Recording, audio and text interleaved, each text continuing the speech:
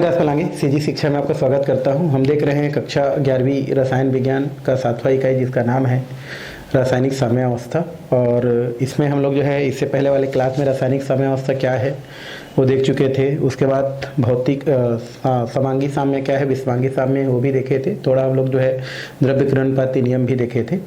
और आगे हम लोग जो है इसका जो टॉपिक है वो हम लोग देखने वाले हैं और वो टॉपिक है हमारा रासायनिक साम्य का नियम। रासायनिक साम्य का नियम तो इसमें हमको पढ़ना है जो द्रव्यकरणपाती नियम होता है वो उत्क्रमणीय अभिक्रिया के लिए भी क्या किया जाता है, लागू किया जाता है। और एक सामान्य उत्क्रमणीय अभिक्रिया यहाँ पर आपको क्या किया गया है, दिया गया है, जिसमें हमको जो है जो साम्यावस्था है रासायनिक साम्य उसको क्या करना है, आपको पढ़ना है। तो फिलहाल तो हम ये लिख सकते हैं कि द्रव्यक्रियानुपाती नियम, द्रव्यक्रियानुपाती नियम जो हम लोग जो है जस्ट इससे पहले वाले क्लास में पढ़े थे, तो लिख सकते हैं यहाँ पर द्रव्यक्रियानुपाती नियम, नुपाती नियम, द्रव्यक्रियानुपाती नियम उत्क्रमणीय अभिक्रियाओं के लिए भी लागू होती हैं, ठीक है। तो द्रव्यकरणपाती नियम उत्क्रमणीय अभिक्रियाओं के लिए भी लागू होती हैं। एक सामान्य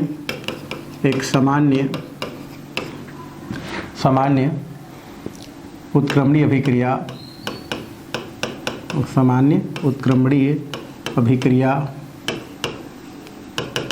तो द्रव्यकरणपाती नियम जो होती है ना वो उत्क्रमणीय अभिक्रिया के लिए लागू होती है। और यहाँ पर एक सामान्य अभिक्रिया दी गई है। कौन सा? ये दिया है हमारा A+B = यहाँ पर दिया है C+D।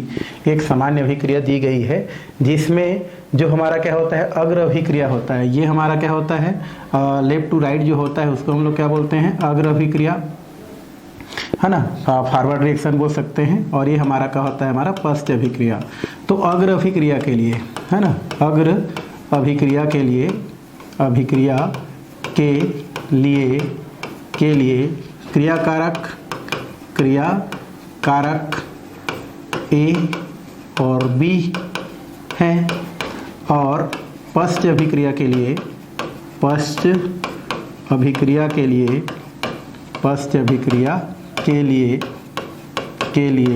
क्रियाकारक C और D हैं। तो ये हमारा जो है क्या दिया गया है, हमारा ये A और B क्या होता है, अग्र अभिक्रिया के लिए क्या होते हैं, अभिकारक होते हैं या क्रियाकारक होते हैं। C और D होता है वो पश्च अभिक्रिया के लिए क्या होते हैं, अभिकारक होते हैं। तो लिख दिए हैं पश्च अभिक्रिया के लिए क्रियाकारक C और D हैं। तो यहाँ पर हम लोग लिख सकते हैं अग्र अभिक्रिया के लिए, तो यहाँ पर हम लोग क्या लिख सकते हैं, अग्र अभिक्रिया। तो यहाँ से हम लोग क्या कर सकते हैं, यहाँ से हम लोग लिख दिए कि रासायनिक जो साम्य जो नियम होता है उसकी अगर हम बात करें तो द्रव्यकरणपाती नियम होता है ये उत्क्रमणीय अभिक्रिया के लिए भी क्या किया जाता है, लागू किया जाता है। और एक समान अभिक्रिया यहाँ पर जो कि उत्क्रमणीय है वो दिया गया है A+B = C+D दिया गया है, जिसमें A और B क्या होता है, CD जब बन जाता है तो उसे अग्र अभिक्रिया कहते हैं। और CD से जब पुनः क्या होता है, AB बनता है तो उसे पश्च अभिक्रिया कहते हैं। तो अग्र अभिक्रिया के लिए यहाँ पर जो क्रियाकारक दिया गया है, ये क्रियाकारक आपको क्या दिया गया है, हमारा A और B हमारा क्या होता है, अग्र अभिक्रिया के लिए क्या होता है, हमारा क्रियाकारक होता है। और जो C और D होता है, C और D पश्च अभिक्रिया के लिए क्या होता है, क्रियाकारक होता है। तो पहले हमको किसको देखना है, अग्र अभिक्रिया के लिए हमको क्या करना है, पहले देखना है, फिर पश्च अभिक्रिया को देखना है। तो यहाँ पर हम लोग क्या कर सकते हैं, यहाँ पर अग्र अभिक्रिया के लिए देखेंगे, फिर पश्च अभिक्रिया के लिए देखेंगे और दोनों को फिर मान हम लोग क्या करेंगे, प्राप्त करेंगे। तो यहाँ पर हम लोग करते हैं किसके लिए, अग्र अभिक्रिया के लिए। तो यहाँ पर लिख सकते हैं अग्र अभिक्रिया के लिए, अग्र अभिक्रिया के लिए यहाँ पर हम लोग बोल सकते हैं। तो अग्र अभिक्रिया के लिए अगर हम देखेंगे तो अग्र अभिक्रिया के लिए क्या होता है हमारा, इसको हम लोग बोलते हैं हम लोग फॉरवर्ड रिएक्शन। और ये जो फॉरवर्ड रिएक्शन होता है ये किस पर निर्भर करता है, किसके समानुपाती होता है, तो ये हमारा जो है A और हमारा B की सांद्रता के क्या होता है, हमारा समानुपाती होता है। जब हमारा समानुपाती क्या हो जाता है, हमारा हट जाता है, ठीक है। तो यहाँ पर हम लोग क्या लिख सकते हैं, यहाँ पर जब समानुपाती क्या होता है, हमारा हटता है, तो उस स्थिति में एक कांस्टेंट क्या आता है, हमारा K आता है। और ये हमारा जो K होता है हमारा किसको शो करता है, हमारा K को क्या करता है, आपका शो करता है। अब यहाँ पर क्या हो जाता है A, और ये क्या हो जाता है, हमारा B को क्या करता है, आपको प्रदर्शित करता है।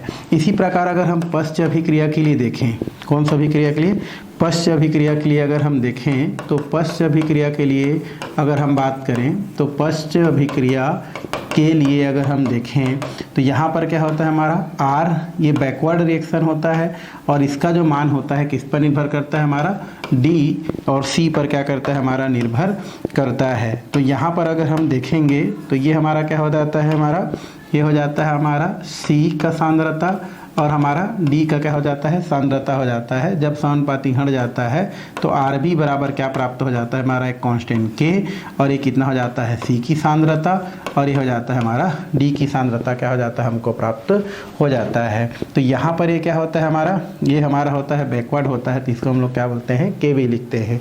चूँकि अगर हम साम्यावस्था की बात करें, किसकी बात करें, साम्यावस्था की बात करें, तो साम्यावस्था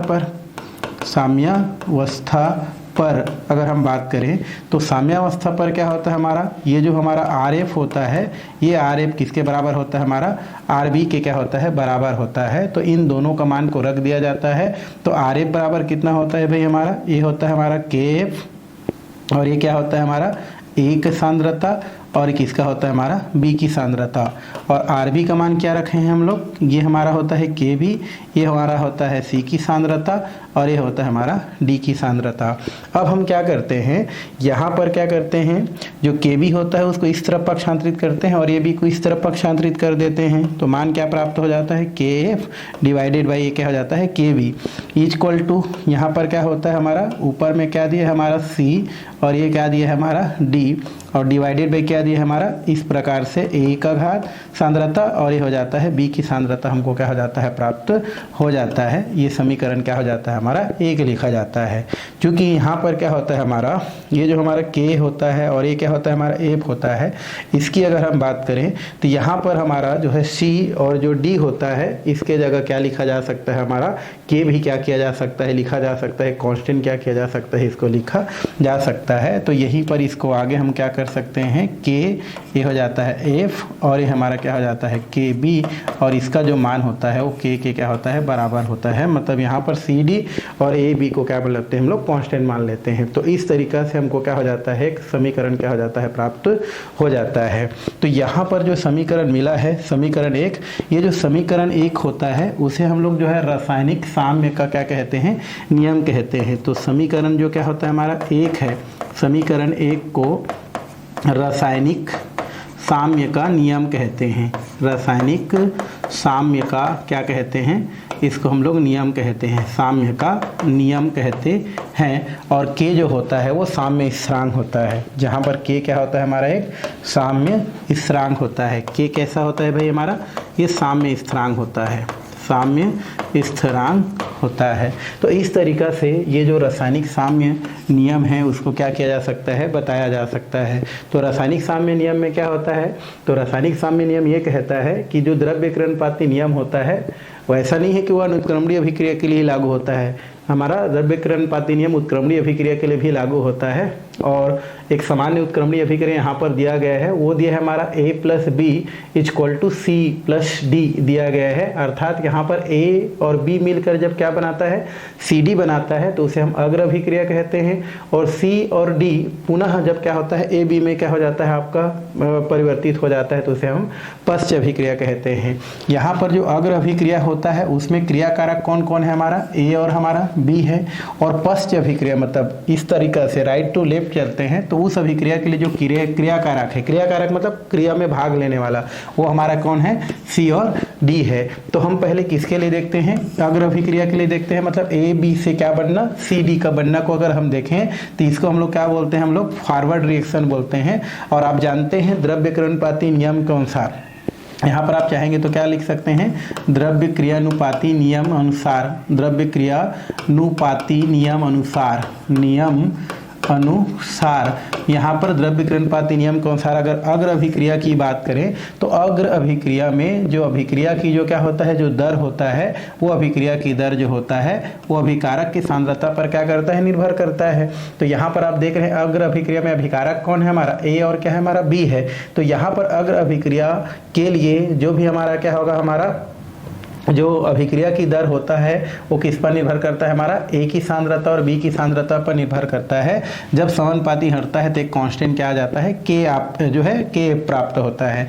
इसी प्रकार पश्च अभिक्रिया के लिए अगर हम बात करें तो पश्च अभिक्रिया में जो अभिक्रिया की जो क्या होता है, जो दर होता है वो किस पर निर्भर करता है, हमारा सी और डी पर क्या करता है, निर्भर करता है। और जब समानुपाती हट जाता है तो के भी आ जाता है। तो इस तरीके से मान क्या हो जाता है, प्राप्त हो जाता है। चूंकि साम्यावस्था में अगर बात करें तो यहाँ पर जो है क्या होता है, हमारा अग्र अभिक्रिया और पश्च अभिक्रिया एक दूसरे के क्या होता है, बराबर होता है। तो उस स्थिति में यहाँ पर आर एफ का मान क्या कर दिया जाता है, रख दिया जाता है।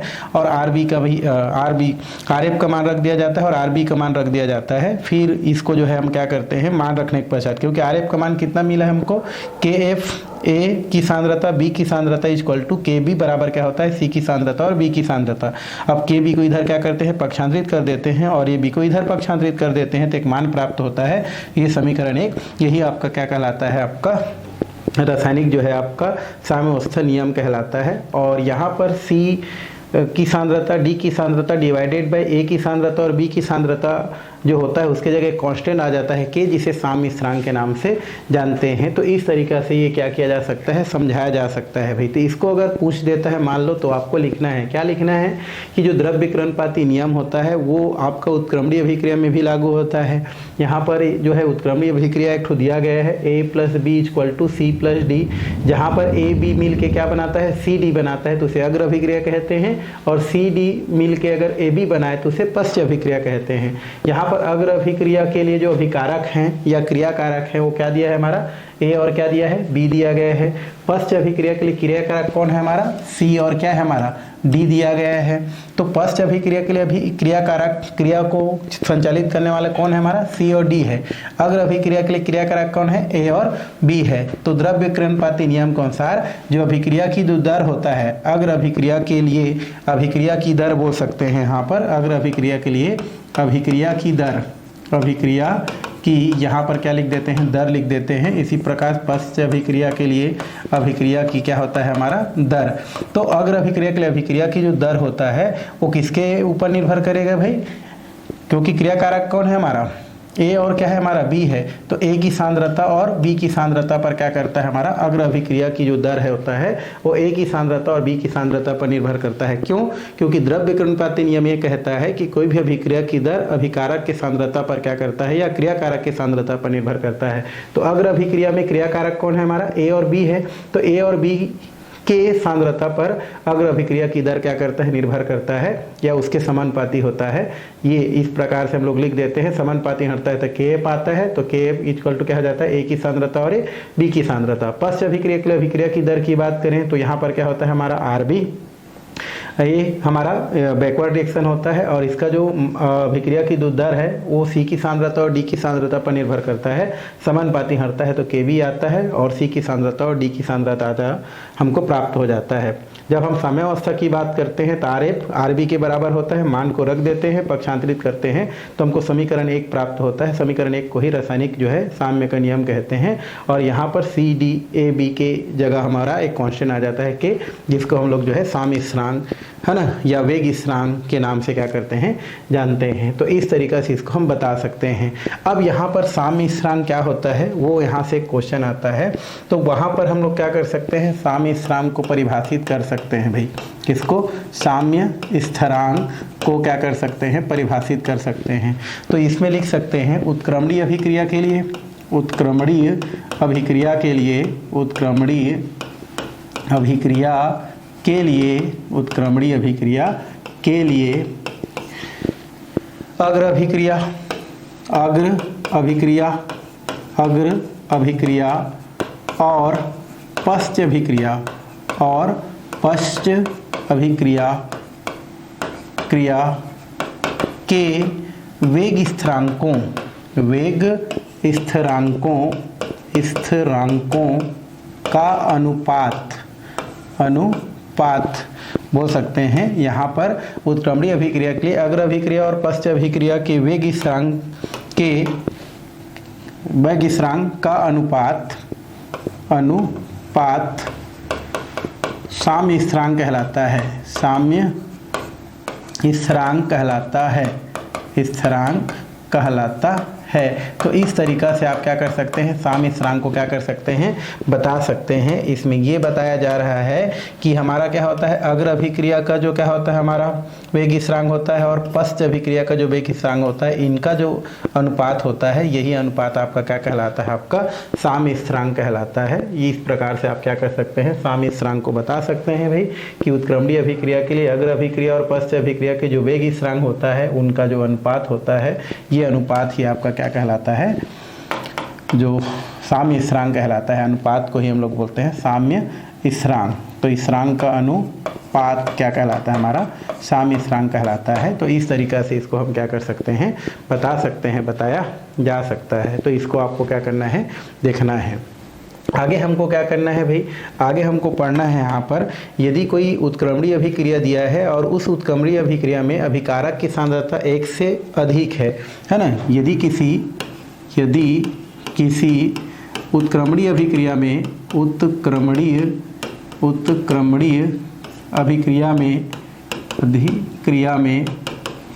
यदि किसी उत्क्रमणीय अभिक्रिया में अभिकारकों या क्रियाकारकों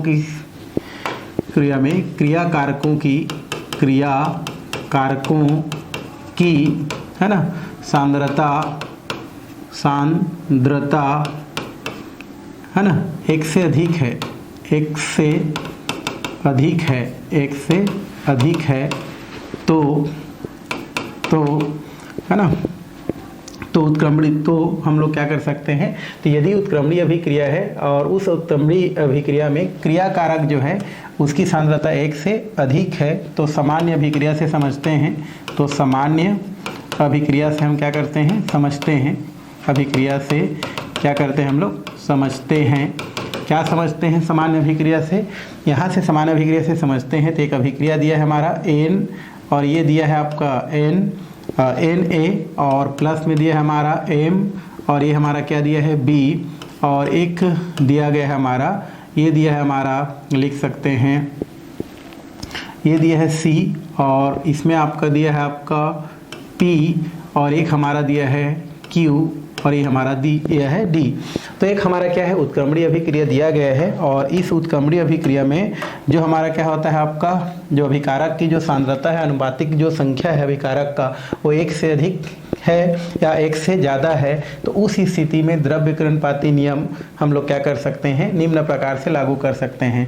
तो कोई हमारा उत्क्रमणीय अभिक्रिया दिया गया है जिसमें क्रियाकारकों की सांद्रता 1 से अधिक है और ये अभिक्रिया दिया है हमारा Na प्लस क्या दिया है हमारा Mb इक्वल टू क्या दिया है हमारा Pc और Pc और Qd दिया गया है। तो द्रव्यकरणपाती नियम के अनुसार, द्रव्य क्रिया नुपाती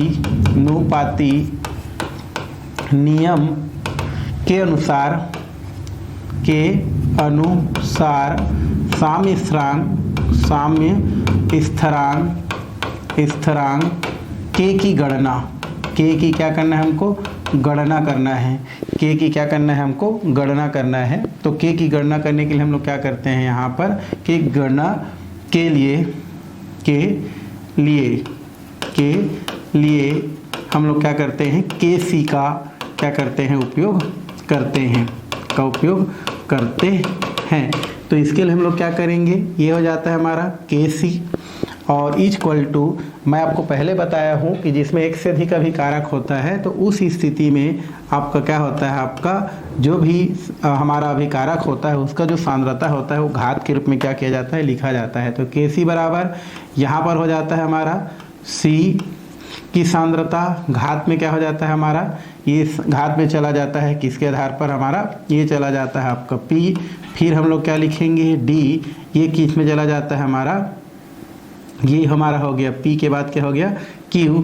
इसी प्रकार डिवाइडेड बाय अगर हम बात करें तो ये कितना हो जाता है हमारा ए का घात कितना हो जाता है एन, और बी का घात कितना हो जाता है हमारा, ये एम को क्या करता है, प्रदर्शित करता है। यदि अभिकारक और उत्पाद की जो सांद्रता है वो मोल पर लीटर में हो तो उसको निम्न प्रकार से क्या किया जा सकता है, दर्शाया जा सकता है। तो हम लोग इसको फिलहाल तो समीकरण 2 देते हैं। यहाँ पर दिया है आगे, यदि अभिकारक है ना और उत्पाद की सांद्रता, यदि अभिकारक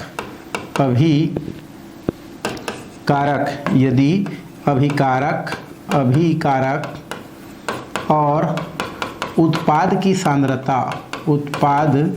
की सांद्रता है ना, सांद्रता मोल पर लीटर में हो, मोल यहाँ क्या दिया है, पर लीटर में हो, तो उसकी सांद्रता को हम लोग निम्न प्रकार से क्या कर सकते हैं, दर्शा सकते हैं। तो यहाँ पर बोल रहे हैं यदि अभिकारक और उत्पाद की सांद्रता मोल पर लीटर में हो तो उस स्थिति में हम क्या कर सकते हैं, इसको ये लिख सकते हैं हमारा, ये हो जाता है Kc बराबर, यहाँ पर करते हैं तो ये हो जाता है C, ये हो जाता है C और ये हो जाता है हमारा P। उसी प्रकार यहाँ पर अगर हम देखेंगे तो ये कितना हो जाता है C, ये हो जाता है D और घात में क्या हो जाता है Q, डिवाइडेड बाई यहाँ पर कितना हो जाता है हमारा C और ये कितना हो जाता है आपका A और घात में कितना हो जाता है आपका N। उसी प्रकार यहाँ पर क्या हो जाता है C और ये कितना हो जाता है आपका B और घात में कितना हो जाता है M। ये हमारा क्या होता है, यदि सांद्रता मोल पर लीटर में हो तो। यदि हमारा अभिकारक और उत्पाद अगर गैसीय अवस्था में हो तो भी इसको निम्न प्रकार से लिख सकते हैं। यहाँ पर लिख सकते हैं यदि अभिकारक और उत्पाद गैसीय अवस्था में हो तो, गैसीय अवस्था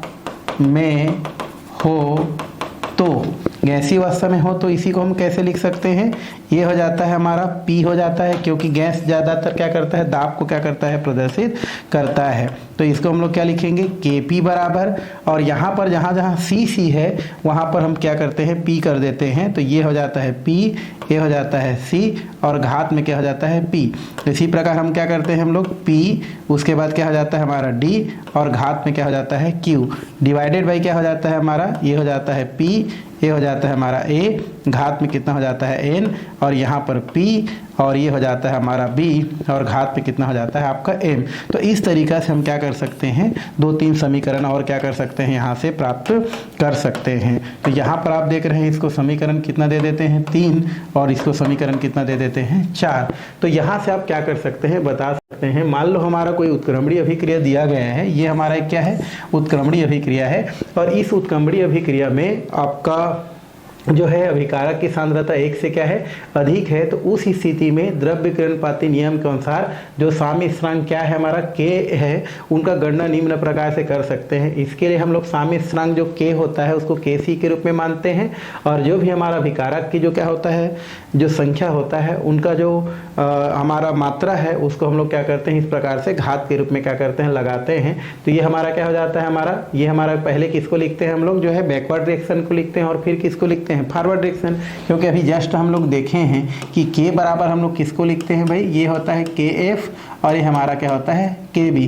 पहले हम लोग किसको लिखते हैं, फॉरवर्ड डायरेक्शन, तो फॉरवर्ड डायरेक्शन ऊपर में रहता है, बैकवर्ड डायरेक्शन क्या होता है हमारा, नीचे में होता है ना। तो यहाँ पर हम लोग जस्ट क्या देखे थे, KF और KB रखे थे, तो नीचे क्या आया था हमारा KB, A हमारा A वाला आया था, और ऊपर में क्या था CD। तो इसलिए ऊपर हम किसको रख रहे हैं, C वाला को रख रहे हैं, और नीचे किसको रख रहे हैं हम लोग, जो है AB को रख रहे हैं। तो यहाँ पर हम क्या कर सकते हैं, Kc बराबर यहाँ पर हमने क्या रख दिया, Kc बराबर यहाँ पर C की सांद्रता का घात में P है, ये हमारा C की सांद्रता है और घात में P हो गया, D की सांद्रता घात में Q हो गया, उसी प्रकार A की सांद्रता घात में N हो गया, और ये B की सांद्रता घात में क्या हो गया आपका, M हो गया।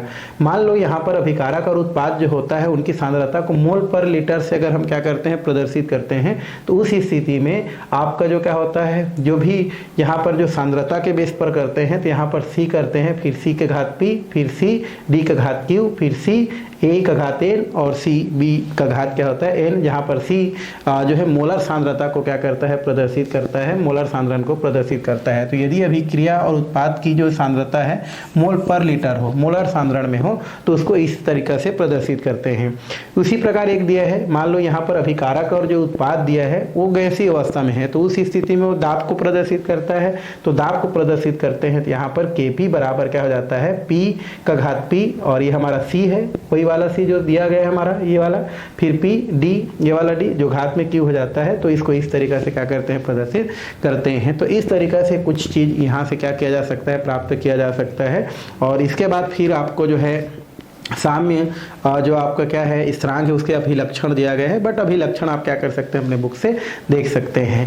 हमको आगे क्या पढ़ना है वो दिया है आपका Kp और Kc में संबंध। ये बहुत ही महत्वपूर्ण है 11वीं क्लास के लिए, तो हमको इसको ज़्यादा फोकस करना है। किसको भाई? Kp और Kc में हमको क्या देखना है संबंध देखना है। तो यहाँ पर लिख देते हैं हम लोग Kp और Kc में क्या देखना है संबंध देखना है। तो यहाँ पर लिखते हैं Kp और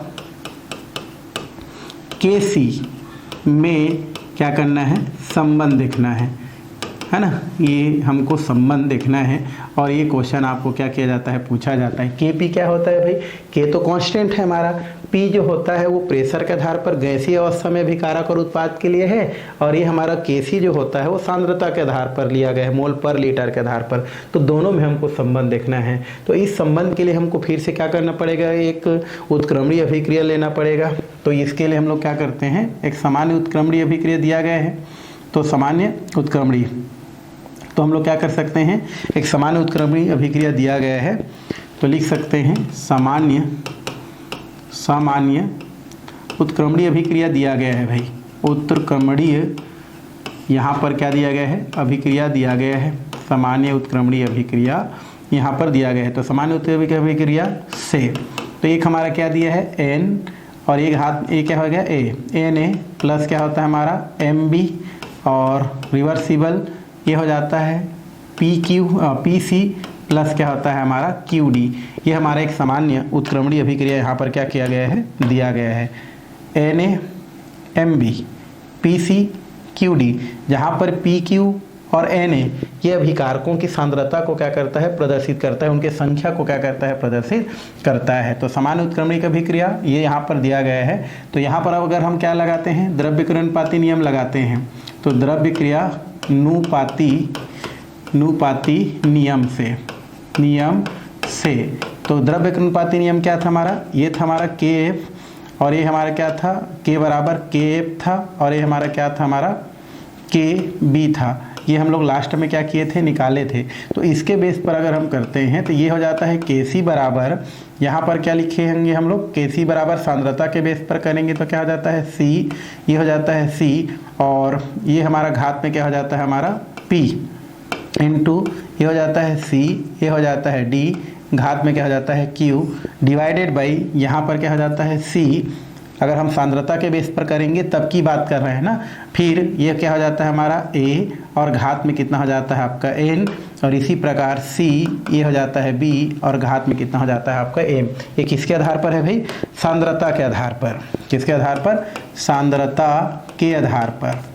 सांद्रता के आधार पर इसको हम लोग क्या कर सकते हैं किसके आधार पर है?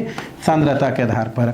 अब हम किसके आधार पर देखेंगे? दाब के आधार पर देखेंगे। अगर हम गैसीय अवस्था में, गैसीय अवस्था है ना, गैसीय अवस्था, या इसी को हम लोग किसके देखेंगे दाब के आधार पर।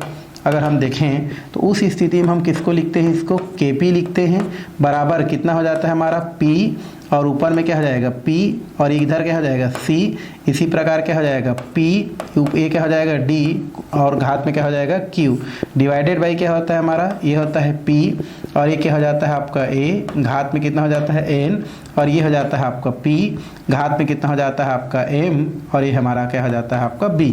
अब इसको हम लोग इस प्रकार से क्या कर सकते हैं लिख सकते हैं, और समीकरण को आगे क्या कर सकते हैं बढ़ा सकते हैं। तो ये समीकरण हम इसको कितना कर देते हैं हम लोग जो है यहाँ पर आगे हम लोग देखेंगे तो ये आपका समीकरण कितना कर दें, 5 कर दें, और ये समीकरण कितना कर देते हैं, 6 कर देते हैं।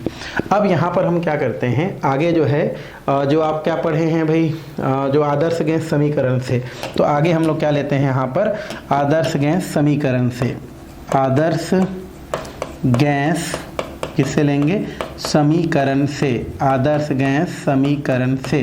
तो आदर्श गैस क्या देखेंगे, समीकरण से अगर हम देखेंगे तो आदर्श गैस समीकरण क्या होता है भाई, तो आदर्श गैस समीकरण होता है पी भी बराबर NRT।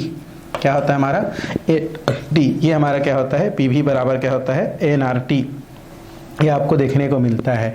अब हम क्या करते हैं, यहाँ पर जो P है उसको यहीं पर छोड़ते हैं, भी को उस तरफ पंक्तित कर देते हैं, तो ये P हो जाता है और ये हो जाता है N/V, और ये क्या हो जाता है हमारा RT, हमको क्या हो जाता है, प्राप्त हो जाता है। क्योंकि आप पढ़े हैं कि यहाँ पर जो N/V होता है वो मोलर सांद्रता C के क्या होता है, हमारा बराबर होता है। तो अंततः हमारा जो मान होता है वो क्या प्राप्त हो जाता है, P बराबर क्या हो जाता है हमारा CRT, हमको क्या हो जाता है, प्राप्त हो जाता है। तो यहाँ से हमको एक और क्या हो जाता है, समीकरण मिल जाता है। मान लो इसको समीकरण हम कितना कर देते हैं, 7 कर देते हैं, इसको समीकरण कितना कर देते हैं, 7 कर देते हैं। तो समीकरण 7 के अनुसार, या समीकरण 7 को आगे हम क्या करते हैं, जो सांद्रता होता है उसके आधार पर जब क्या करते हैं, आगे बढ़ाते हैं, तो समीकरण जो हमारा 7 प्राप्त हुआ है, इस समीकरण 7 को अगर हम सांद्रता के आधार पर ABC के आधार पर अगर हम क्या करते हैं, बढ़ाते हैं, तो हमको निम्न क्या होता है, मान प्राप्त होता है। तो समीकरण 7 को, समीकरण जो हमारा क्या है, 7 है, समीकरण 7 को सांद्रता के आधार पर अगर हम देखें, सांद्रता के आधार पर अगर हम क्या करते हैं, इसको देखते हैं, तो उस स्थिति में क्या हो जाता है, ये PA बराबर, ये हमारा जो है सांद्रता के आधार पर देखेंगे तो ये कितना हो जाता है हमारा, PA बराबर, ये हो जाता है हमारा CA, और ये कितना हो जाता है हमारा RT। ये हमको क्या प्राप्त हो जाता है, CA, और क्या हो जाता है आपका RT, क्या हो जाता है, प्राप्त हो जाता है। इसी प्रकार क्या मिलेगा, PB बराबर क्या मिलेगा, CB, और ये हो जाता है RT। उसी प्रकार P जो है, B के बाद क्या हो जाएगा, C, तो इसको हमको पूरा लिखना पड़ेगा इसके आधार पर। तो P, फिर ये हो जाएगा, फिर CA, और ये क्या हो गया हमारा RT। उसी प्रकार PB बराबर क्या होता है हमारा CB, और ये क्या होता है RT। उसी प्रकार PC बराबर क्या होता है C, और ये हो जाएगा C, और ये क्या हो जाता है हमारा RT, और ये हो जाता है PD बराबर क्या हो जाता है आपका C, और ये हो जाएगा आपका D, और ये हो जाता है RT। अब ये जो हमारा समीकरण जो 7 है, समीकरण जो 7 में जो P का मान है उसको हम किस में रखते हैं, समीकरण 6 में क्या करते हैं, हम लोग रखते हैं। तो चलिए रखते हैं हम यहाँ पर इसको। तो समीकरण 7 के P के मान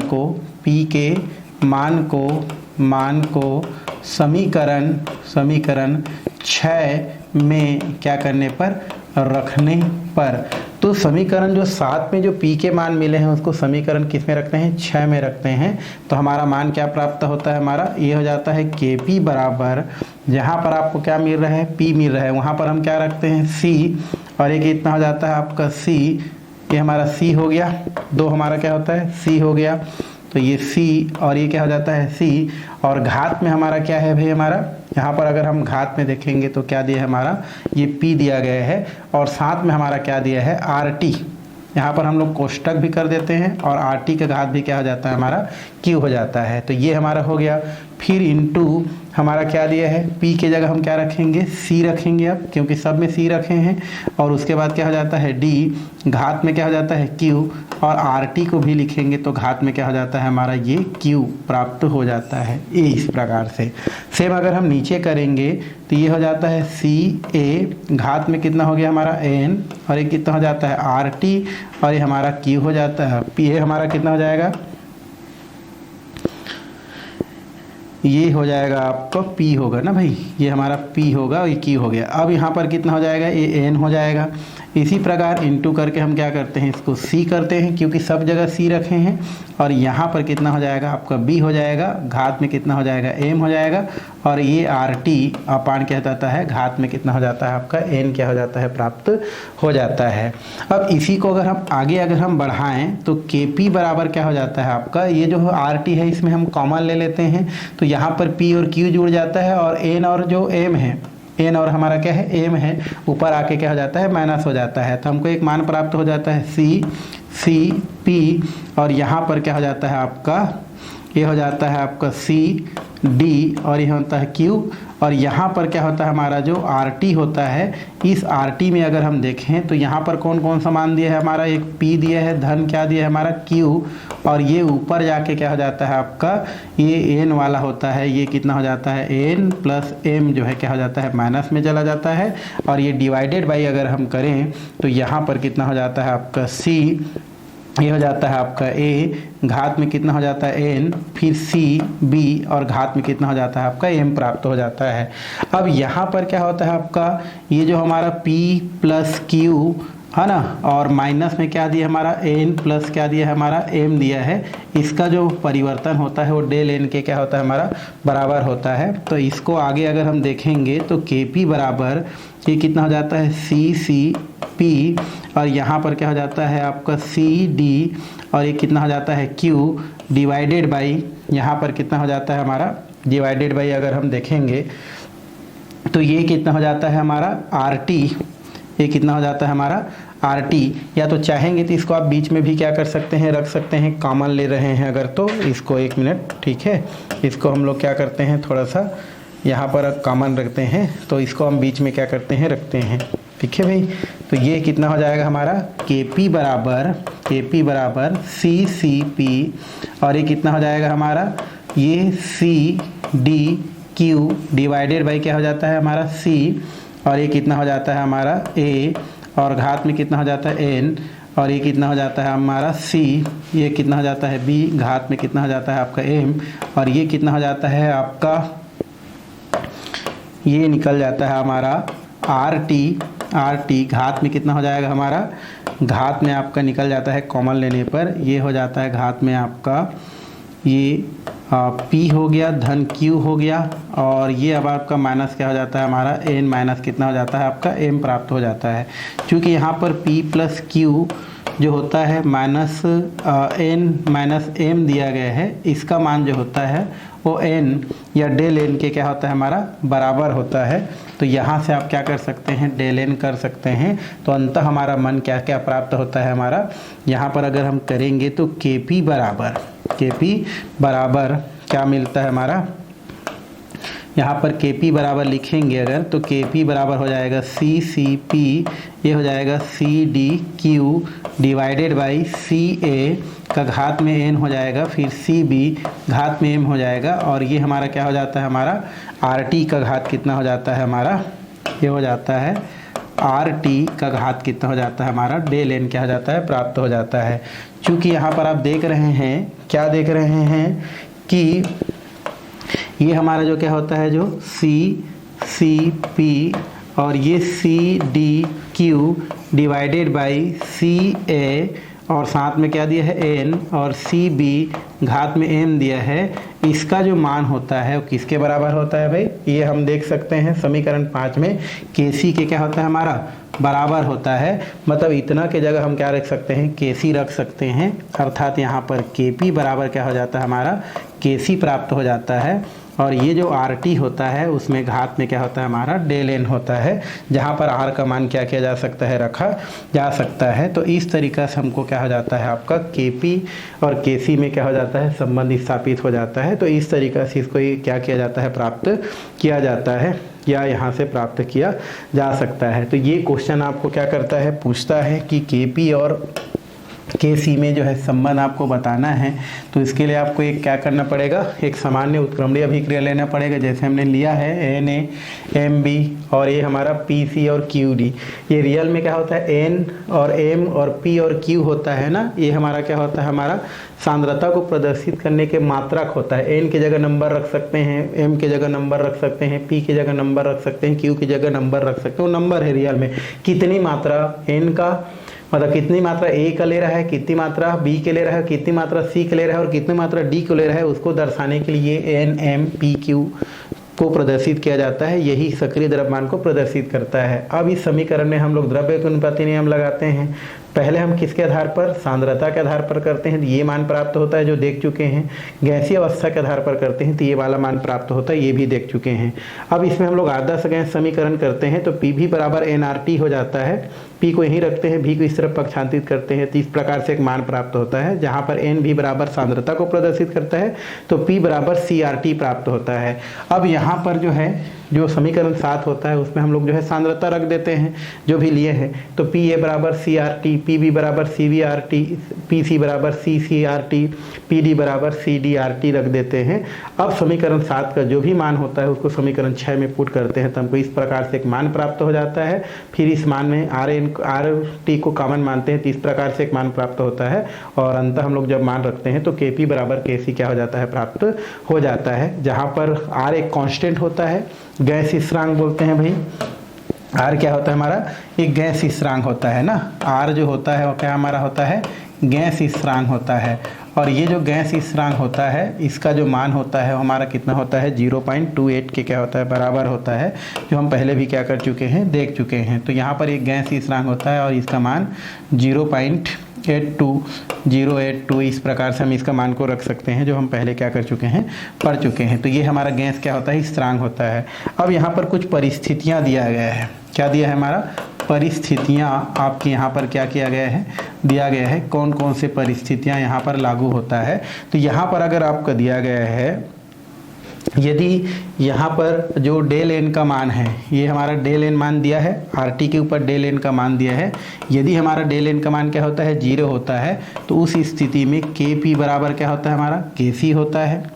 यदि डेल एन का मान किस में दिया है हमारा, पॉजिटिव में दिया है, तो उस स्थिति में के पी क्या हो जाता है, बड़ा हो जाता है और के सी क्या हो जाता है, छोटा हो जाता है। और यदि डेल एन का मान किस में दिया है हमारा, निगेटिव में दिया है, तो के पी छोटा हो जाता है और के सी क्या हो जाता है, आपको बड़ा हो जाता है। तो इसको आपको क्या करना है, यहाँ पर देखना है। तो इस तरीक़ा से आपका के पी और के सी में संबंध दर्शाया जा सकता है और ये क्वेश्चन आपको पेपर में पूछा भी जाता है। तो ये क्लास हम आज यहीं पर क्या करते हैं, समाप्त करते हैं। आने वाला क्लास में हम लोग क्या करने वाले हैं, बाकी जो टॉपिक है वो देखने वाले हैं भाई।